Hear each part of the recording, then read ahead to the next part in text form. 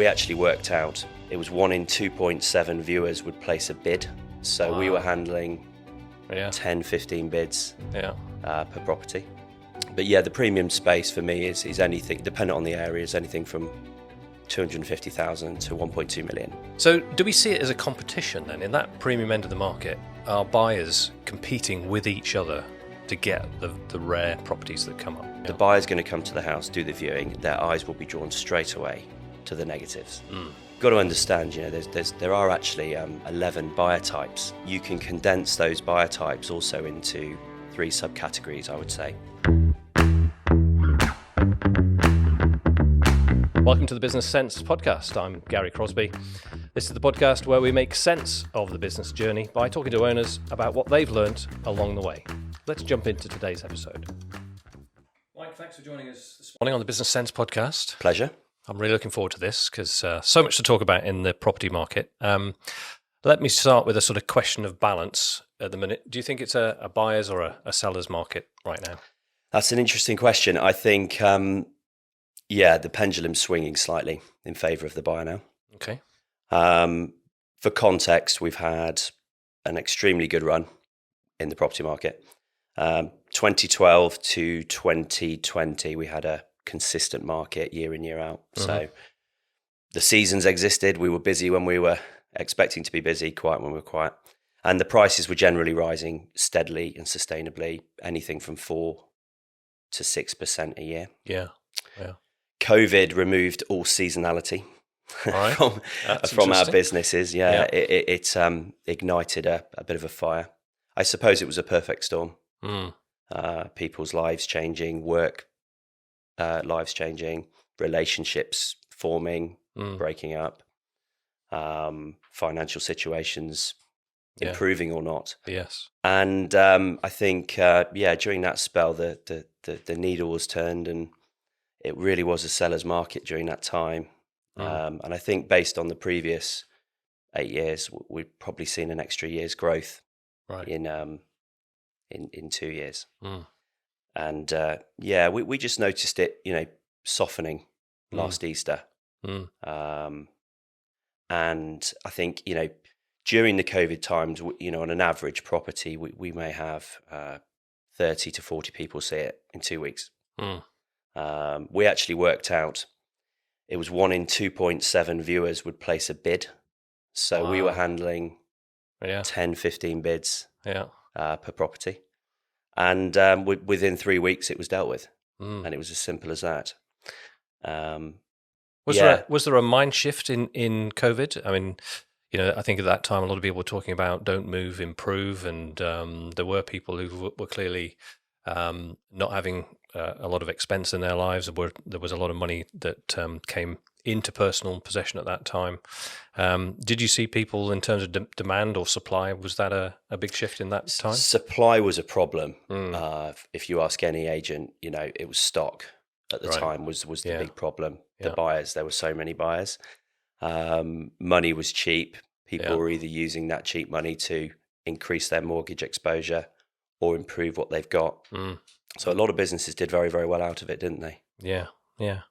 And so now, you said you noticed a bit of a change starting last Easter. Yeah. In terms of demand for not new property generally. What are you seeing now? Well, it's been a slow, slow process to get to this point. But I think month on month from April last year, we noticed a 10 to 15% reduction every month in numbers of buyers we were seeing per property. Right. So in the first few months, didn't really notice much because, if you have 10, 15 viewings on a house, you're still going to sell it.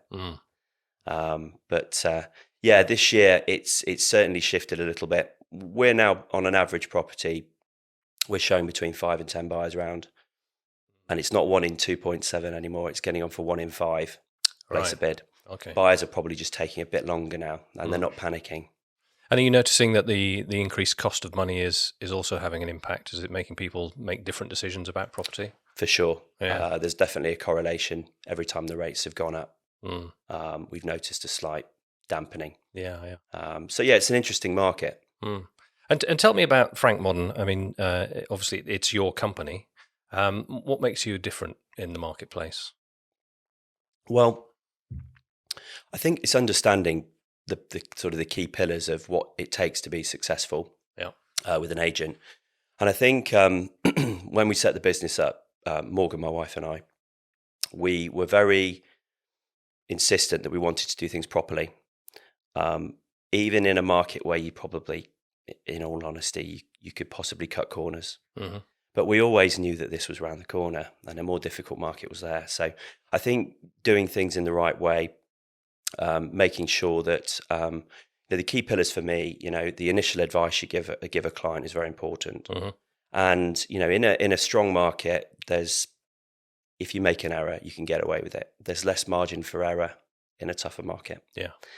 So I think that's really important. The sales process, again, we were adhering to a process during the COVID times where probably we could get away with maybe doing something less extreme. Yeah. But it set us up for this type of situation that we're in. So for me, it's not working on a volume basis. It's working on a bespoke basis, client by client. Yeah. Does that mean that your business is focused on a particular part of the property market? We operate in the premium sector by and large. So, and within the Peterborough city region, including the towns and villages surrounding, within about half an hour's drive. So, from our furthest north to our furthest south property would take probably over an hour to drive between them. So it's a fairly large region we cover. But yeah, the premium space for me is anything, dependent on the area, is anything from 250,000 to 1.2 million. And does that premium end of the market operate in a different way to, the lower end of the market? Yes, I suppose so.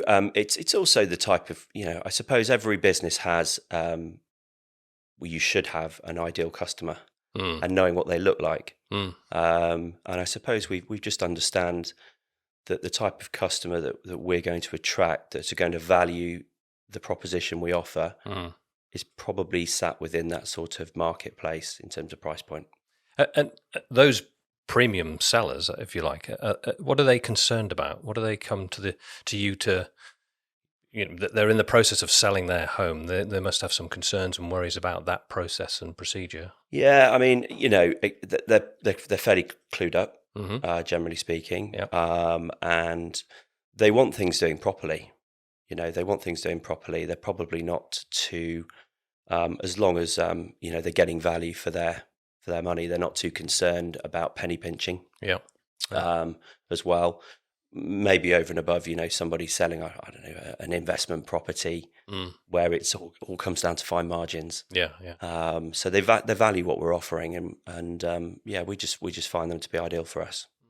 And that value, I mean, is it communication? Is it knowledge? Is it expertise? Is it something else? What is the real value that they're looking for? Well, it's the outcome. It's the outcome and how stressful that could be, I suppose, as well. Right. It's one of the top three things, isn't it? Most stressful things. The stress of moving house. Yeah. As a serviceman who moved 15 times in 30 years, it's a bit of a breeze, really. Packing everything up and moving. And it's nice and cathartic to have a clear out every 2 years as well, which is interesting. So do we see it as a competition then? In that premium end of the market, are buyers competing with each other to get the rare properties that come up? Yeah, we are still seeing that. It's less so now than perhaps 18 months ago, but will always be certain opportunities that are rare opportunities, and people will place a value on that because the next one, you don't know when that's going to come along. So let's think about the sellers, the premium sellers, and I guess you give them advice on this, but what's the best way to stage and sell a premium property like the ones that you deal with? Well, I think it's a bit of cat and mouse selling a house. I think it's what image you want to portray to the buyer, because if you show a house that's untidy or needs lots of little jobs doing, the buyer's going to come to the house, do the viewing, their eyes will be drawn straight away to the negatives, and they will be thinking to themselves, why is this on the market now without these things being done? And that gives the image of potentially the vendor, it's a quick sale, or they'll be prepared to take an offer, etc. So setting the property up is very important. We would advise on that in the initial advice meeting that we would hold with them, as well as extensive research on the pricing. So I think really in any market, the initial advice on price is probably right up there as the most important part of the process, really. You get that wrong, you can pay for it. Yeah. And do you actually advise your clients on, I imagine you might have seen a few horror stories, and you go to the house and you go, right, so at this point, if you really want this to be attractive to buyers, you need to think about this, this, and this. Is that the sort of advice? Yeah, and we work with contractors. We have contractors that will help. We have situations where sometimes a client, for cash flow purposes, may not actually have the cash available to conduct the works, but they can come to an arrangement with the contractor to help them sell for a better price as quickly as possible. Oh, that's interesting. So the contractor will delay receiving the fee for what they've done. Yeah. In anticipation of the sale. Yeah. Do you feel any pressure at that point? Slightly, but it's about trust. It's about trust. Yeah. The guys we work with trust that we're going to do the right thing. So let's imagine then we've got this premium property and it's been staged correctly, and your contractors have been in, and the advice is there. You've got lots of different ways to sell. Now, what are the trends in how to sell effectively? Well, I think certainly it comes from understanding people. So, and that's for sellers and buyers. As an estate agent, you've got to understand motivation, because that enables you to have difficult conversations down the line. When it comes to buyers, I think there's a common theme that agents sometimes just take the first answer they're given as that's it, that's what they want, right, and they don't question that. So, for instance, when you're qualifying a buyer, you need to understand what stage of the journey they're at. They might say to me, "We've seen 20 houses," and I'm thinking, "Well, okay, that's great. What's the best one you've seen? Why didn't you buy it?" Yeah. We need to know if there's a hang up there. If a buyer comes to us and says, we must have 5 bedrooms. Okay. Okay, great. What's the 5th bedroom for? You've got to ask these questions. Yeah. You've got to understand where people are working, their commute, where the kids are going to school, that sort of thing. So, we can perhaps push wildcards options to them. But more often than not, I don't think that it's always the why, isn't it? With questioning. Yeah, I mean, my wife's an avid consumer of the sort of property programs on TV, and the mystery house is always this idea that the presenter will pitch something that's completely off, or stage right in terms of what they want. Do you find yourself looking through your portfolio and saying, look, I know you've told me this, but here's a couple of options that you might find really 100%. interesting. 100%. I think that whole philosophy was drilled into me when I worked in London. I operated in Angel in Islington, and there were certain types of people you could ascertain from where they worked, what they did in the weekends, and we'd ask that sort of question. We'd be interested in people. They'd ask for A, B, C, X, Y, Z, and we'd show them that in Angel, and it would be unaffordable. Yeah. And then you'd have to pick them up, and it would be, do you take them east or do you take them north? Yeah. And that was always, and that from an early age, that was drilled into me. Fascinating. This principle is the same wherever you operate, really. So there's a little bit of psychology in the background of your work in terms of really matching buyers and sellers with their expectations. Yeah, buyer psychology is the most important element of matching them. You've got to understand, there are actually 11 buyer types. Right. 11. Okay. And you can condense those buyer types also into 3 subcategories, I would say. And one of those types is the mover that goes upwards, and they seem to be more often than not probably the most common type of mover that we'd see. So you could almost attribute that to being an aspirational buyer. Then you have the sideways movers, and a sideways mover is moving to a new location for whatever reason, or they need more space perhaps, but don't have a higher budget, so they move locations for that reason. And then you have the downwards mover, who is probably sat in a family home, wants to free up some equity and is buying with cash. Yes. Or wants to be free of their mortgage. Yeah. So so an aspirational buyer comes to us, and again, qualification is key. And one of the questions we always ask is, what would you pay for perfection? And we're trying to obviously understand where the biting point is. But when they give us the answer, we always ask, how have you come to that number? Yeah. And more often than not, we take the path of least resistance as humans. And we've probably gone to our existing lender for a figure, or our bank. And we'll obviously find that out. And if they've been to a bank or an existing lender in the current climate, they don't know what they can borrow. So all of a sudden, we've got a situation where they've given us a number, they've told us they don't really know what they can borrow. So we, more often than not, will show them what they've asked for, but we will also push a bit as well. It's a similar principle to, I know you drive BMWs, it's probably a similar thing to buying a new car. Yeah. It's the upsell philosophy, isn't it? But yes, the stress tests on mortgages were taken away last year. So in 2014, there was a rule that if you borrowed money from a bank, you had to demonstrate you could afford it if the interest rates went up 3%. Yes. And that was taken away. Some banks, good or bad, some banks will stick to the old rules. Others have loosened their criteria. So now more often than not, it's very important to do that. And I'm thinking about valuation and how you determine value. I guess there's some obvious factors, like obviously the size of the property and the land that it's standing on and the location and things like that. Outside of those top determinants of value, what are the key things that drive the value of a property? Brilliant question. And each year, I've been selling houses for just shy of 20 years, and I'm always learning. Never think you know it all.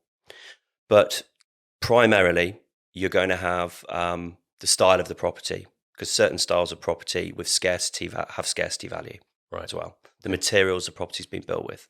Right. The layout of the property. More often than not, you go to a developer now when they're producing a scheme of family homes. It's all about the open plan living, overlooking the garden. Yes. The most valuable per square foot part of a house. So there's that. There's obviously the square footage and habitable space. How many floors is that over? The first 2 floors provide a certain value. If you're going up an extra flight of stairs, you have reduced headspace potentially. Yeah. Does that add the same? Probably not. The views. Does it overlook green or blue? Interesting. Yeah. Does it back onto a busy road, or does it have an electrical substation next door to it? Yeah. These are all factors. All factors.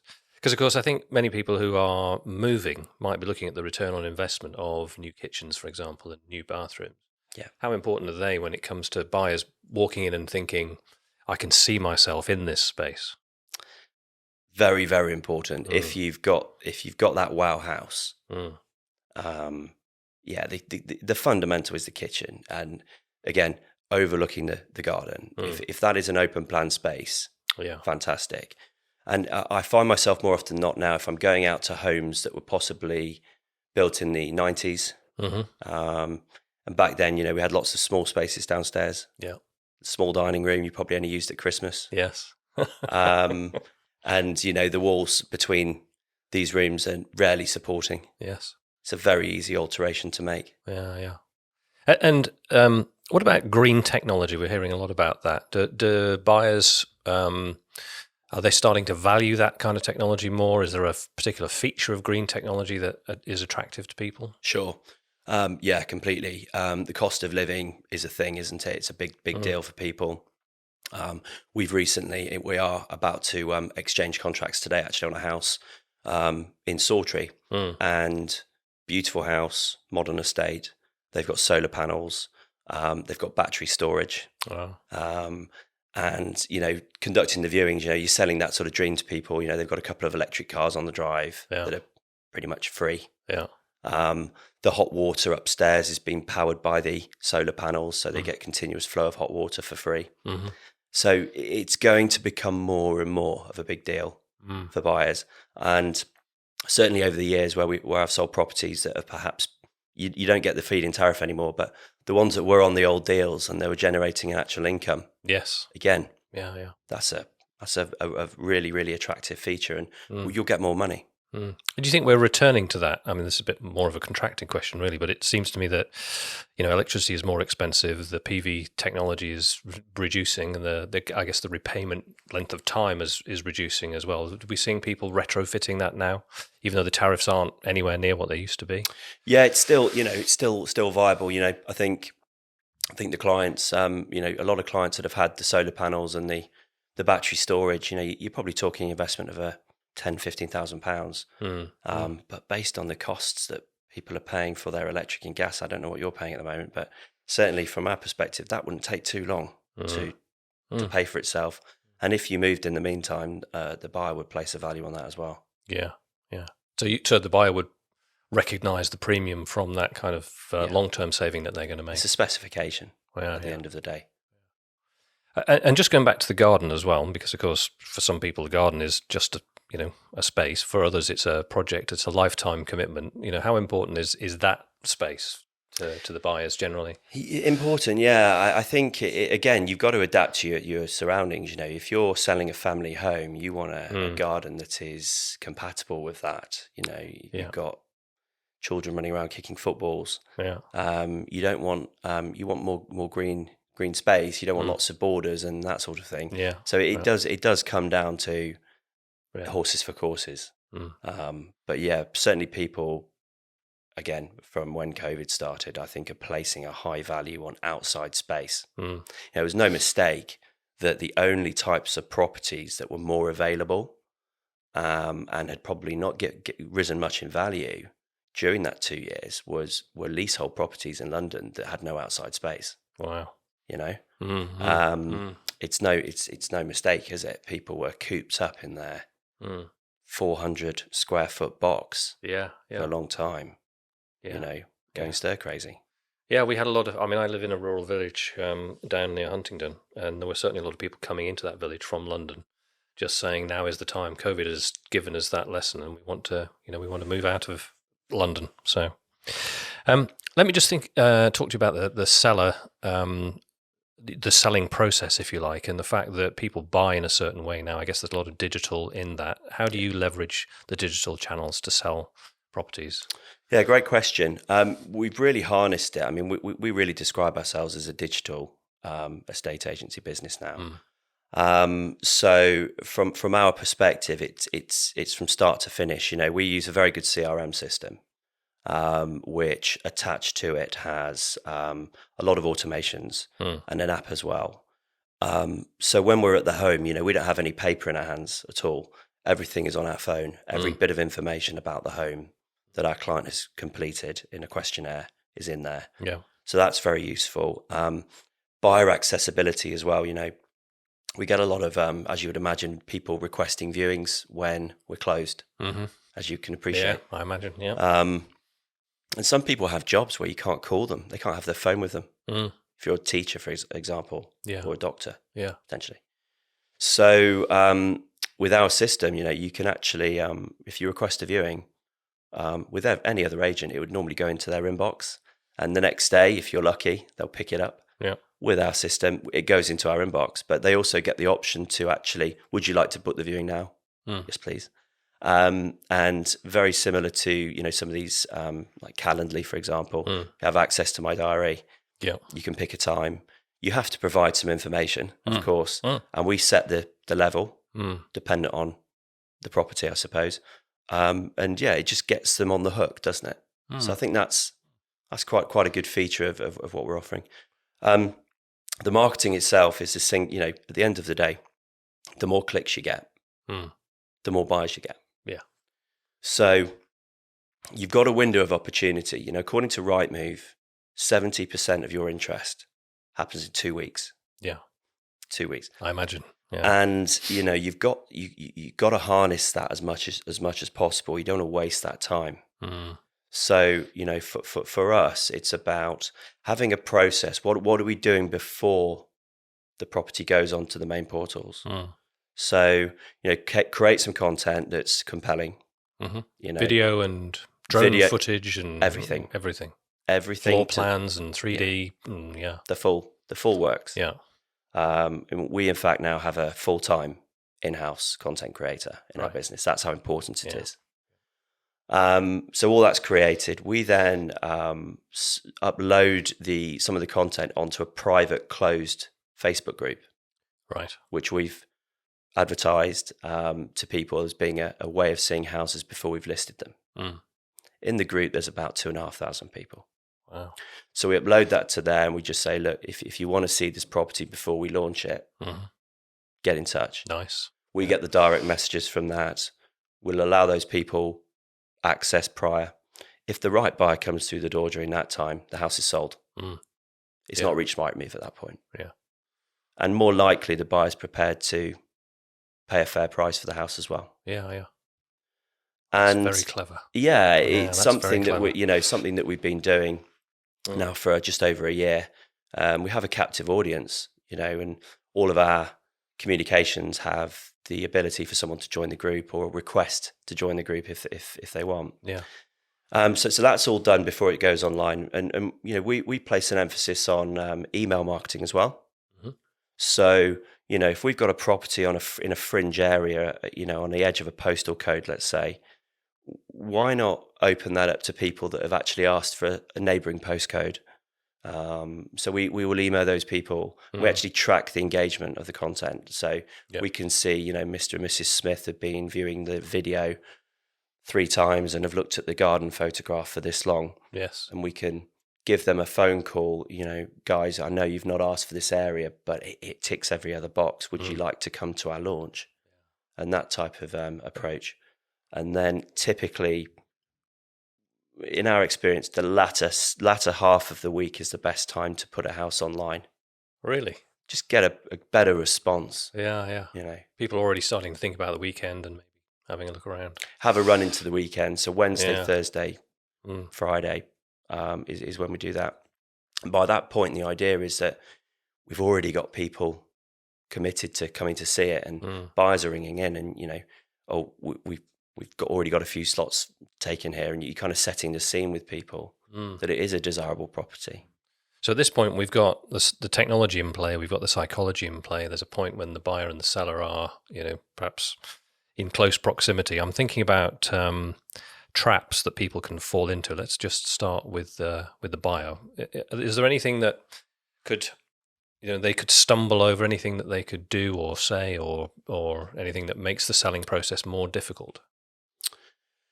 I think one of the most common problems that we find with buyers is is how quickly they have their house in order, really. So how quickly are they getting their finances dealt with, applied for mortgages, etc. Have they have they found a solicitor? They probably had quotes. Have they actually gone through the process and engaged the solicitor? Yeah. So more often than not, the week, 2 weeks, 3 weeks, 4-week delay comes into maybe not getting your house in order at the start. Right. So be ready to buy. Be ready. Yeah. And then the seller is, I guess maybe the seller and the buyer never actually meet in terms of... Yeah, I mean, over the years, when you shake hands on a deal, everyone's happy, aren't they? It's a roller coaster. It's an emotional transaction. And during that process, there is always a difficult conversation to be had. And in some cases, we're the pincushion in the middle between the two. Yeah. So we'd rather take that abuse, I suppose, and take the emotion out of it and then present that in a calm fashion, rather than buyer and seller falling out and it all going wrong. Yeah. So yeah, we try and avoid that where possible. So let's just touch on the behaviours, of course, because I guess there's a lot that can happen between offers being made and contracts being signed and things like that. Most of us will have heard of things like gazumping and stuff like that. Yeah. In those that area of the transaction, if you like, how are behaviours these days? Is there anything to watch out for there? Yeah, I mean, gazumping is something that is often misunderstood, I think, by people. They think it's the fault of the agent and it's a greedy agent wanting to sell for a higher price. What it normally means is, most cases the agent probably hasn't when they've had an agreeable offer, they haven't given other people the opportunity. They've rushed it. They've rushed the deal. Sometimes people do come out of the woodwork 3, 4, 5 weeks down the line and want to place a bid on a house, and that's probably more likely now because we sold a house last week, and the first time we met the buyer was 7 weeks before. Right. So they saw it. Yeah. They went to view a load of other houses. Actually realised, you know what? Number one was the one. Number one was the one, and you can actually buy the best house that you've actually seen on your search. Yes. A year and a half ago, you'd buy the second best house or the third best house you'd seen on your search. The first one came too early. Yeah.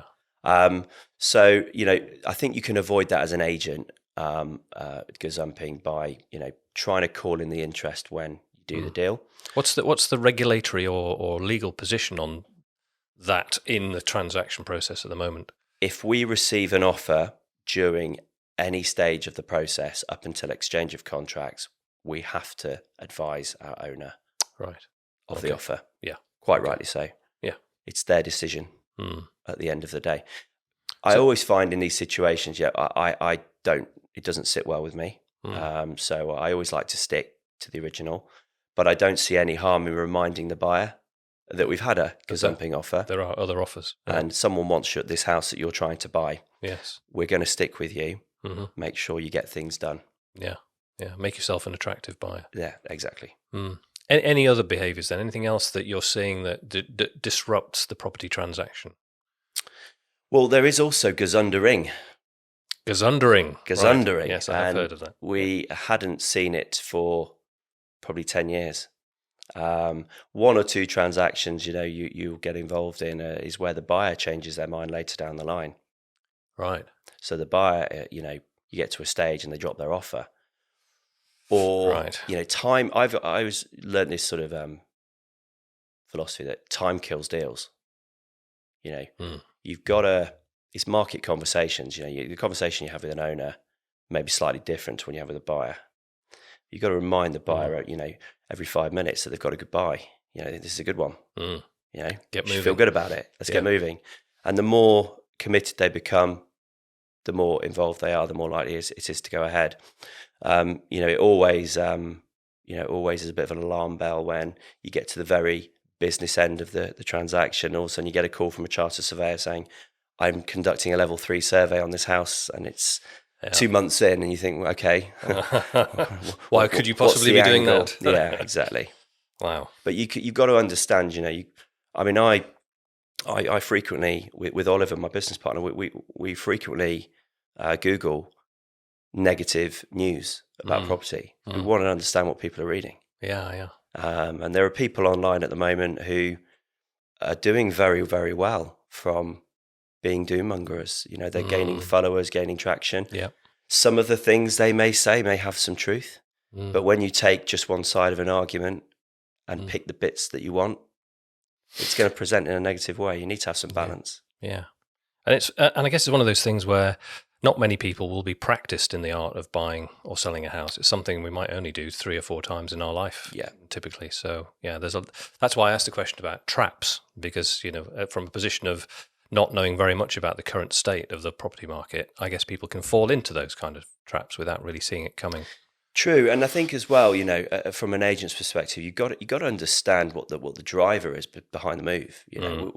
A transaction not so long ago, really nice young family, 1 toddler, 1 baby imminent, and during the transaction, the baby arrived, and they were bursting at the seams. When I went to the house, you're opening cupboards and they're full. Yes, they are full, and I don't even need to ask why they're moving. It's quite clear. And we'd actually sold them a house very close to where they live, and they were upsizing. And we got to the latter part of the transaction, and unfortunately, in these sort of chain situations, it's normally the top that dictate the dates. Yeah. And for whatever reason, our client was unhappy about the date proposed and was pushing back and was threatening to perhaps pull out and that sort of thing. And understanding the motivations of clients, you can have a conversation. It's almost as if they're a friend of yours. Put your arm around them and say, "Look, you need to move. If this goes wrong, you're going to lose your mortgage product that you've locked in. Yeah. How long is it going to take you to find the next one? How much will it cost you? Someone has to concede some ground here. Yeah. And that is important, understanding why. And I guess in that chain process, there'd be quite a lot of agents involved, agents, buyers, sellers. Yes. Do you have any methodology really for kind of pouring oil on that process and trying to smooth it? I think just regular communication is key, and you've got to pick the phone up. That's the most important thing. We when we have a chain situation, we try and understand the dynamics of each transaction and understand if there are issues. Because somewhere down the line within that chain, there'll be a situation that is unmovable. And that could be through deadlines of finance or deadlines. I mean, we've had transactions where, a person may be in a care home and they may not be very well. Right. And if they get worse and the worst happens, it has to go to probate. You've got maybe a year to wait. Yeah. So it's understanding that the deadlines that are imposed by sometimes other people within the chain. And then just thinking about the market locally, the difference between the advertised price and the selling price. Yeah. What are you noticing there in our region at the minute? That really varies from agent to agent. Right. I take the first part of the process extremely seriously. So the valuation to me is very important, and my research will be at least an hour per property, if not more. I hate to be unprepared. Yeah. And, that meeting is not just about giving a value, it's convincing the owner that your argument is correct and what you are suggesting will get them the best outcome for them. Now, there are still regular situations where I've been to a house, researched it extensively, given an optimistically realistic price, and the owners agreed with me. And then a week down the line, Michael, we've had so-and-so see the house and they've said X, Y, Z. X, Y, Z could be 20%, could be 30% in some cases. Let's test the market and see if it'll bear the higher price. And, more often than not, it's difficult for them to get what they need, because the moment you start changing your price is where people start to see that actually these people, they may be in a situation where they need to sell quickly, etc. The statistics came out actually. I'm going off piste a little bit, but the statistics came out last week on reductions this year in England and Wales.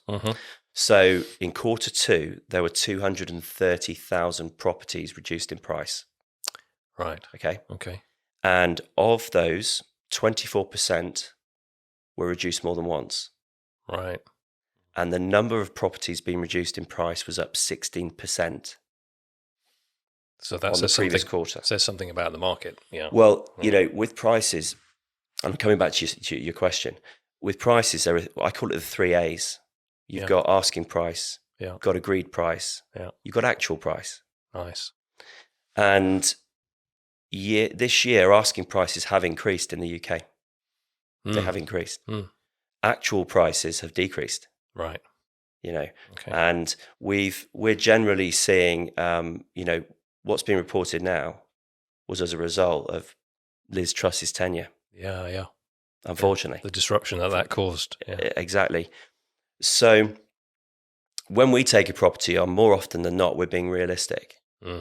And we price in different ways. So we have situations where we sometimes use a guide price. So that's 2 points, 2 prices. Sometimes it's offers over, sometimes it's offers around. Yeah. Last year there was some good market, some trickier market. We went through every transaction we did, and we did 2 things. We worked out, if it was a guide price, we worked the middle price.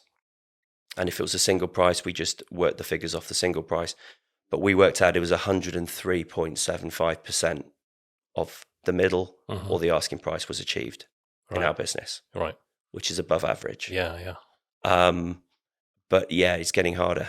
It's getting harder to talk people upwards now. I guess there's got to be something unique about the property or its situation that attracts people in. That's right. But we also went through every single buyer, Mm-hmm. okay, that bought through us, and we looked at them the day they phoned us and the budget they gave us, Right. and we compared that with the price they paid. Well, that's an interesting exercise. What did you learn?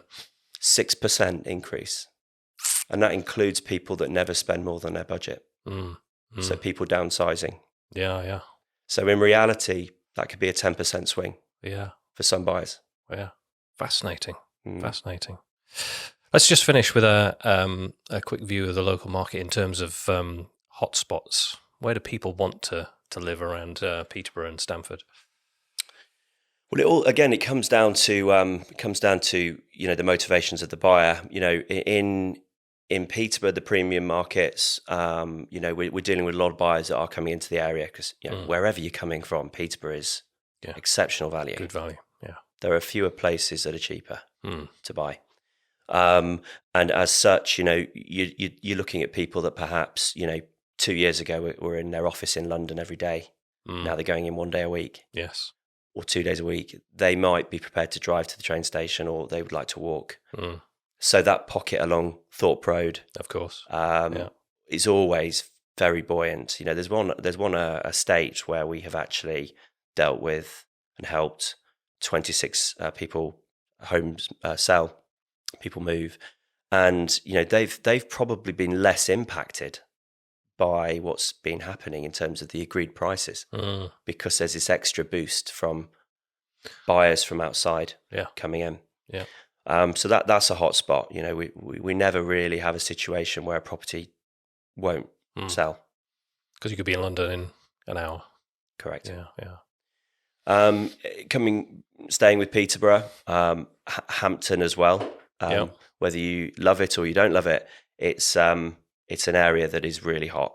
People want to live there. It has all the amenities. It's a 10-minute drive from the station. Yeah. You get more for your money there than you would, say, off Thorpe Road. We tend to find the buyers that view on Thorpe Road will check out Hampton as well and compare what they get for their money. Yeah. All the market towns are desirable. Right. In fact, I saw some statistics last year that Deeping St James had gone up in value more than anywhere else in the UK in a period of time of COVID. Yeah. So, your Roundels, your Market Deepings, your Stamfords, these market towns are very, very desirable. Little microcosms of their own in terms of property value. Yeah. Well, Michael, that's been a canter through the property market, but some incredible insights. I'm really pleased that we've had the chance to chat. Some great lessons there for buyers and sellers. So appreciate the time. Thank you for joining me on the Business Sense podcast. Thank you for having me. Thank you.